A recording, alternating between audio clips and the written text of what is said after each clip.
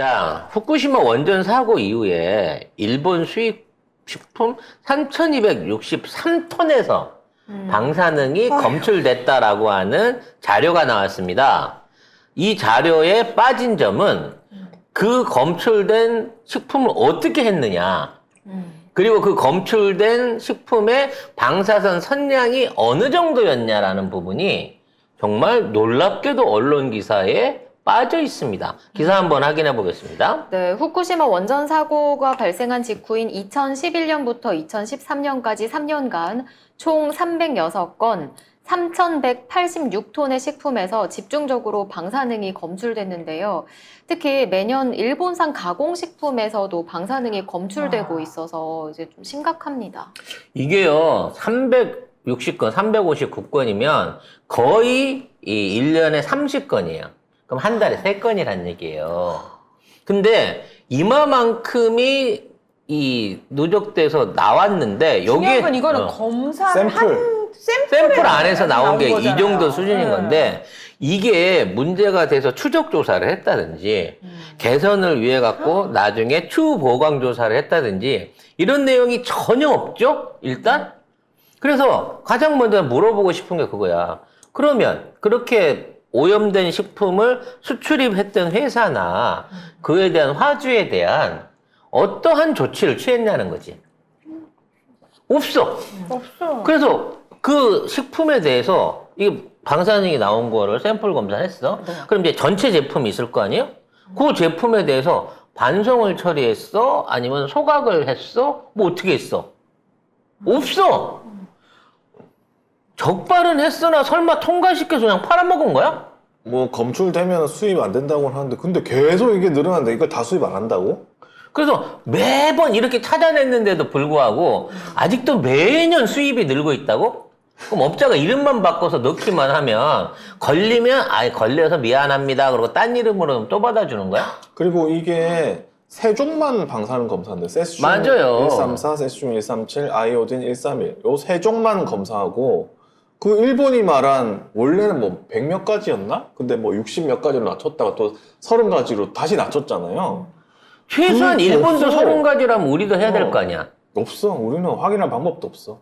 그리고 여기서 검출된 지역들이 전혀 우리가 여기가 후쿠시마랑 상관없다고 그 제외돼 있는 그 9군데를 제외한 나머지 지역에서 나온 농산물 안에서도 이게 방사능이 나왔다는 거예요. 그리고 이걸 누적해서 갖고 있다 보니까 한 달에 3건씩 꾸준하게 지금까지 모으고 360건이나 있었다는 거야, 자료가. 자, 지역별로는 일본 47개 도도부현 중 9곳 빼고 38개 지역의 커피, 초콜릿, 비타민, 장 이런 식품에서 방사능이 검출됐습니다. 그러니까 일본이 싹 다 오염됐다는 거예요. 와. 그 후쿠시마만 그 근처만 오염된 게 아니라 일본 자체가 건강하자고 먹는 비타민에서까지 검출되면 이건 너무 불안해서 못 먹을 것 같은데요. 근데 이걸 봐봐봐. 대부분 가공식품이잖아. 네.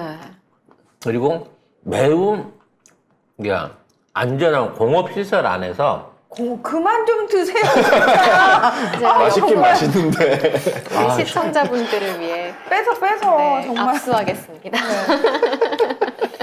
그래 반은 남았으니까. 자, 이 나온 제품들이 일반적인 농수산물이 아니에요. 가공식품. 2차, 3차 가공을 거친 제품들이란 말이에요. 커피, 초콜릿, 비타민, 장류 그럼 도대체 원물은 얼마나 농도가 심하길래 이렇게 가공을 거쳤는데도 나왔냐는 거지. 그러니까. 예? 그리고 이렇게 나와 있는 제품들을 적발을 했으면 전체적인 추적 조사를 해서 이 물건이 어디서 만들어진 거고, 아니, 그 공장에다 요구하면 되잖아. 이게 원산지는 어디고 공장이 어디고 해갖고 거기서 한 거에 대해서 전체적으로 전부 다 관리 지정을 하거나 수입 금지를 해야 되는 거 아니야. 그리고 아까도 얘기했지만 만일 이게 검출은 됐는데 우리나라에서 허용 기준이 50 이하라서 만일 통과를 시켜서 시중에 유통한 적은 없는 거야? 내가 제일 걱정하는 게 장이야, 장류. 내가 늘 얘기하는 가스오부시가 제일 위험하다 그랬잖아. 네. 일본산 장이나 그다음 일본산 된장이나 일본산 가스오부시가 우동 국물 내는 거 이런 것들 자체는 농축이 돼 있는 상태로 들어오기 때문에 기본적으로 함유량이 굉장히 높다는 거야. 원물 있는 상태는 안 나타나도 이렇게 짜 못 트다 보면 이게 나타날 수 있는 거거든. 그러면 이런 종류의 식품들의 문제가 있었다고 하면 이게 이미 공론화가 돼가지고 여기에 대한 방지 대책 내지는 사후 처리에 대한 내용을 알려줘야 되는데 그냥 금지 등 강화된 조치가 필요하다라는 게 결론이에요. 그럼 금지와 강화된 조치는 지금까지 한 번도 없었다는 거 아니야. 그리고 그 다음 기사 보면은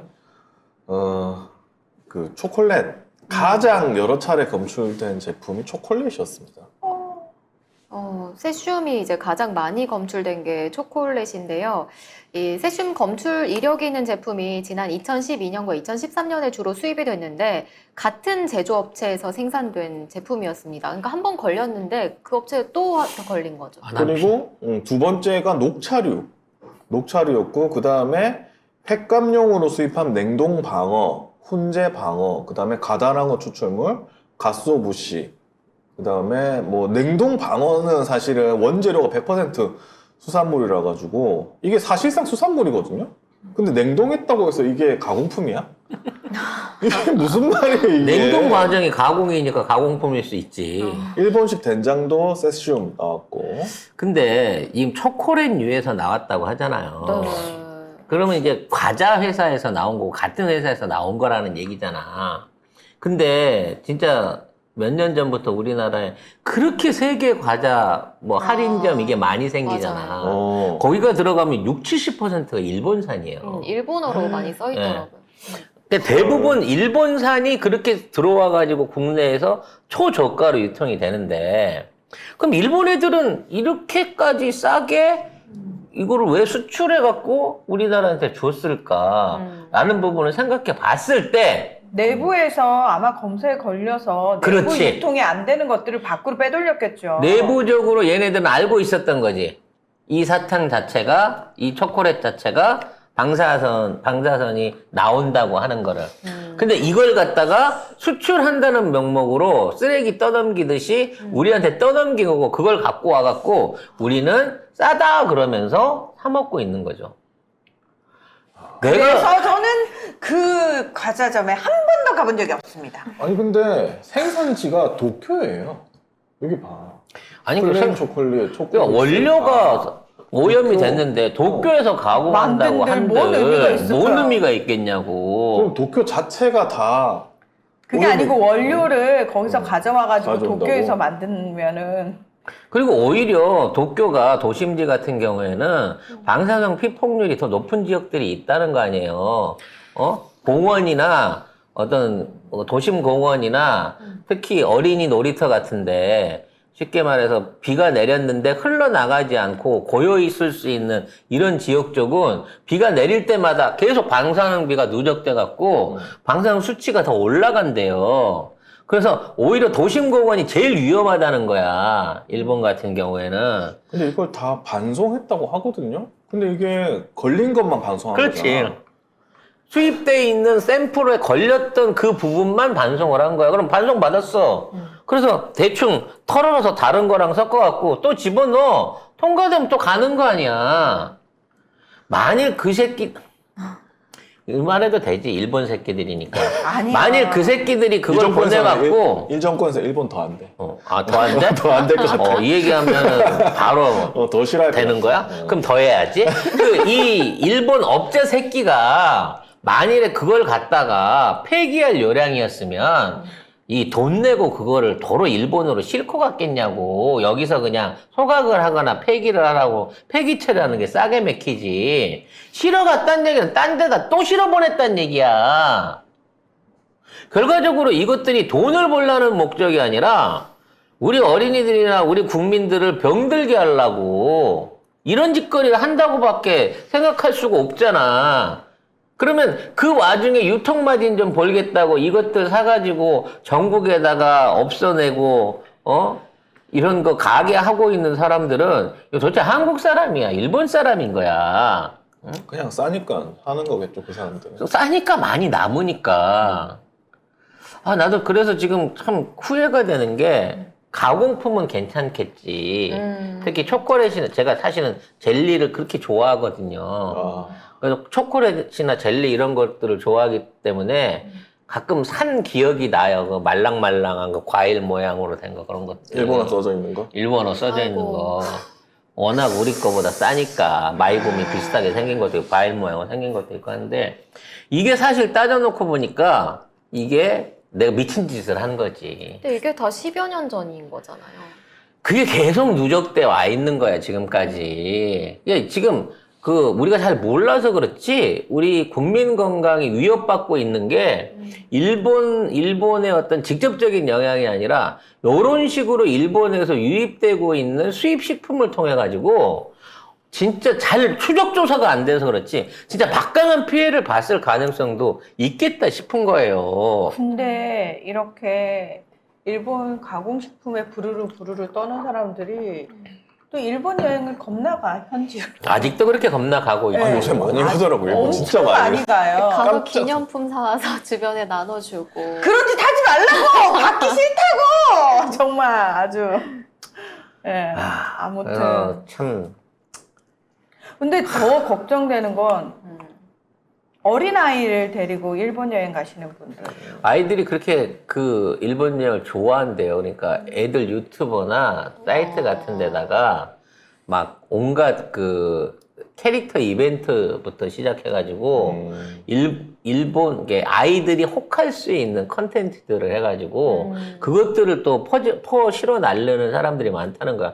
요즘 정편에 보면 일본 여행 갔다가 거기서 즐기는 그 연예인들 프로들이 엄청 많아요. 실제적으로.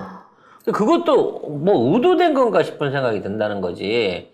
아무튼 이 문제에 대해서는 단순하게 강화해야 된다는 차원이 아니라 이와 관련돼 있던 기업들, 업체들, 그리고 해당되는 제품들, 생산자들을 철저하게 배격해서 막아내야 되는 거예요.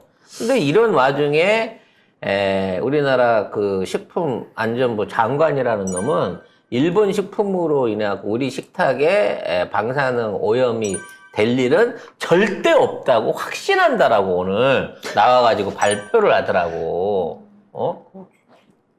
이미 들어와 있는데 이게 지금 절대 일본산 수입 식품으로 인해서 우리 식탁이 위협받지 않는다라고 지 스스로 장관이라는 놈이 얘기를 하고 있다니까. 이것도 돈 우리 받아 장관이요? 쳐요. 아니면 일본 장관이요? 우리 장관이요. 아, 네. 그럼 일본 장관이겠네요. 그렇겠네요. 네. 그 새끼는 일본에 월급 받으라고 해야 되는데, 네. 뭐 이미 망했으니 상관이 없다 이런 얘기 아닐까요? 이미 다 망해서 오염이 됐기 때문에 우리 탓이 아니다. 뭐 이런 얘기인가요? 뭐 그런 의미에서 김건희가 대한암협회 명예회장으로 추대가 됐는지. 아, 이거는 당연한 거라고 봅니다. 왜요? 왜요? 앞으로 암흑회를 미겨 살릴 사람이거든요. 전 국민이 암 걸리면 이제 50%는 김건희 때문에 걸리는 겁니다.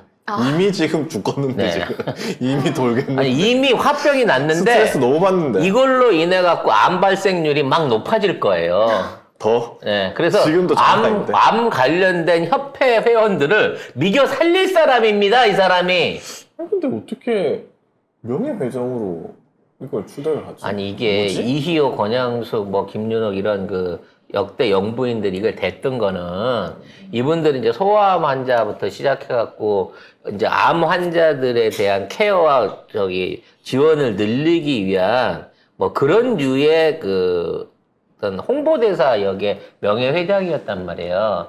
근데 얘는 쥐가 사실상 앞으로 암학회를 진두주의할 것 같은 왜 도대체? 실제 명예회장이 실제 회장보다 더 많이 일을 할 것 같은 그런 느낌인 거예요. 암 근데- 걸렸나? 근데 요즘 너무 광폭 행보를 하고 계셔.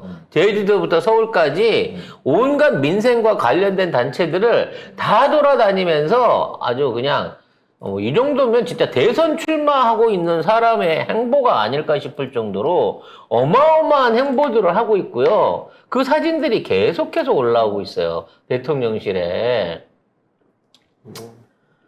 아니, 그래서 이제 저 사진 놓고 말이 많았습니다. 신정환 같이 생겼다, 뭐. 네. 머리 긴 신정환이다, 뭐, 이런 얘기들이 많이 있기도 대박. 했습니다만. 크긴 크다. 와. 크긴 커. 아니, 키도 크네. 그러네요. 일단, 우리가 흔히 하는 말로 이제 갑바가 좋으시죠. 네. 그래서 어깨도 되게 네, 넓네. 그래서 저 안경 쓴 사진, 저 사진이 과연 이제 안경을 씌운 이유가 뭘까라는 데 대해서 또 설왕설래가 있죠. 뭐? 하도 송 작가 같은 사람들이 부었다고 뭐라고 난리를 치고 합성이라고 뭐라고 하니까 네. 아마 그 논란을 피해가기 위해서 안경을 쓴 게 아니냐라는 의혹을 추가로 지금 등장을 하고 있습니다. 근데 일단 원판이 중요하지 안경으로 가려집니까 어디 사람이? 네. 아무튼 도대체 뭘 하려고 이렇게 그러니까. 조용한 내조는 다 팽개치고 이렇게 싸돌아다니고 계신지 진짜 출마 선언을 어느 시점에 할 것인지 눈여겨봐야 될 것 같습니다. 앞서서 화이트해커 10만 명 양병 해가지고 양성해가지고 총선에는 영향을 미칠 수 없다고 말씀하셨잖아요. 네. 결국 목표는 대선이 아닐까. 그렇죠. 지금 장기적인 목표는 대선인 거죠. 대선에 나온 광폭 행보라고 말씀을 하셔서 그러면 다 연결되는 거 아닌가요? 그러니까 이 모든 게 김건희 대통령 만들기의 일환으로 가고 있는 거고 만약 그렇게 된다고 하면 안 돼요, 그렇게. 아니, 저는 모든 걸 이렇게 확정적으로 안 돼요라고 말할 자격이 없어. 예? 네가 안 된다고 했는데 다 돼버렸단 말이야, 지금. 네. 이런 상황에서. 뭘? 네. 이런 상황에서